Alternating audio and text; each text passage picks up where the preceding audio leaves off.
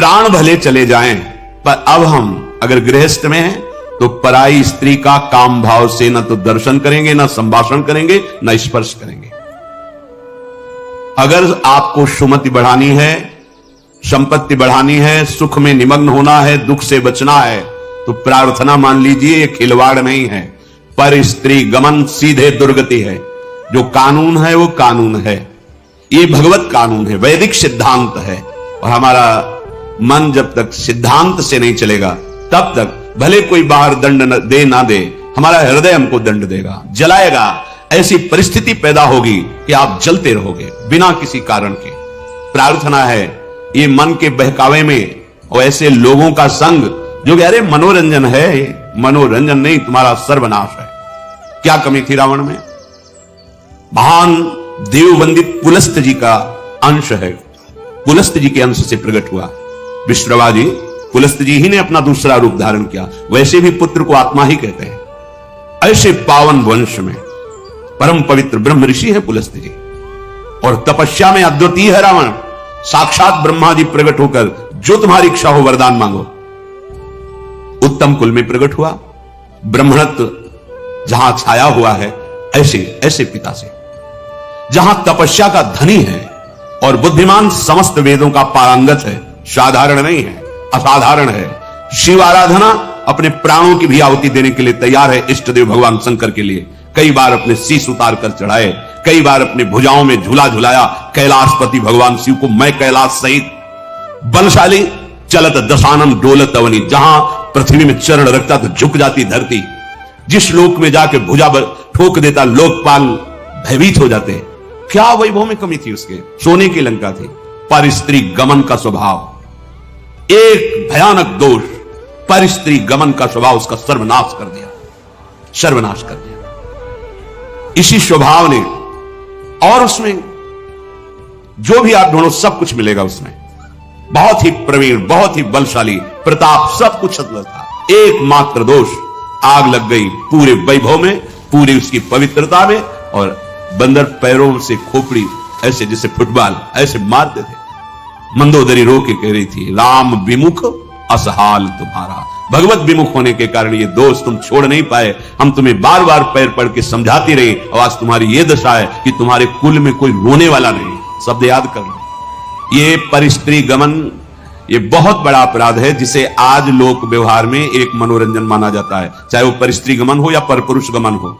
सावधान हो जाओ, तुम्हारे पुण्य क्षीण हो जाएंगे। सावधान हो जाओ, तुम्हारी आयु नष्ट हो जाएगी और तुम्हारी बुद्धि भ्रष्ट हो जाएगी, और तुम अंदर से ऐसे अपराध करोगे कि भयभीत बने रहोगे। देख लेना, ये परिणाम लिख लो। जिनको समझ में आता है अरे तो सब क्या है, तो आगे देख लेना क्या है।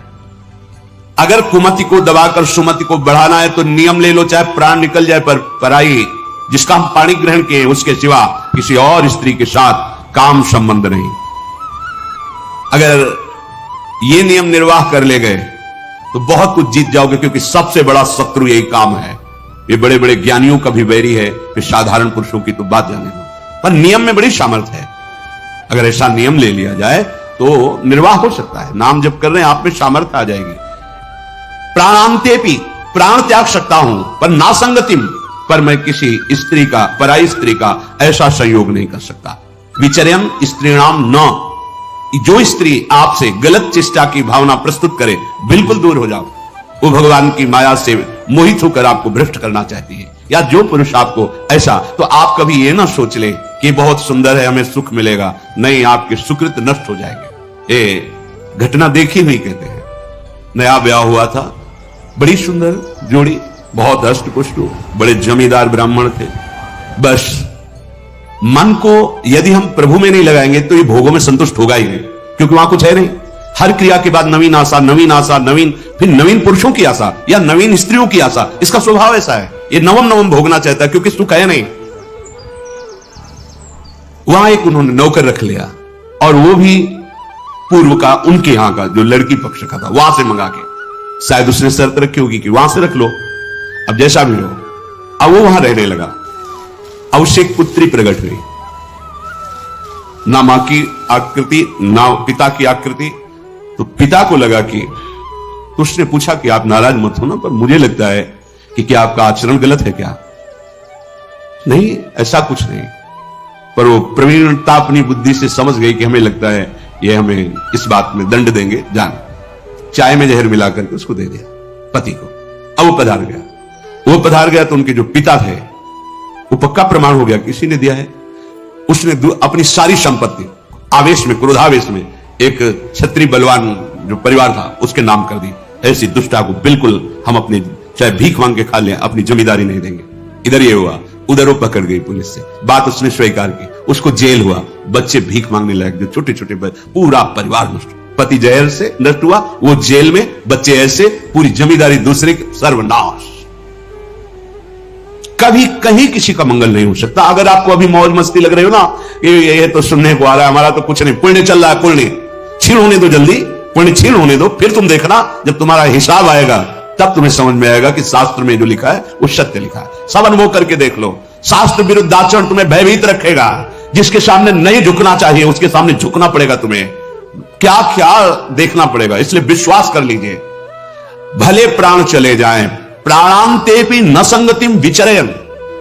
किसी किसी नीच बुद्धि आ जाती है, पूरे परिवार का नाश हो गया। कितना मंगलमय जीवन चल सकता है, कितने प्यार से दोनों रह सकते हैं, कितना भजन करके पूरे परिवार का उद्धार किया जा सकता है। अतिथि सेवा, साधु सेवा, गुरुजनों की, माता पिता की सेवा, धर्माचरण, और फिर भागवतिक प्रसन्नता के लिए संतानोत्पत्ति आदि।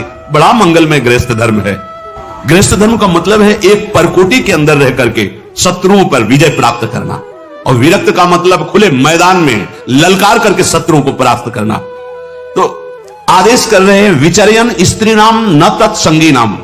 जो पुरुष आपके पास बैठकर गंदी बातें सुनाता हो, गंदे दृश्य दिखाता हो, गंदी चेष्टाओं का परिचय कराता हो, ऐसे पुरुष का त्याग और ऐसी स्त्री का त्याग जिसके संग से आपका अपना धर्म नष्ट हो जाए, बिल्कुल नहीं। सावधान।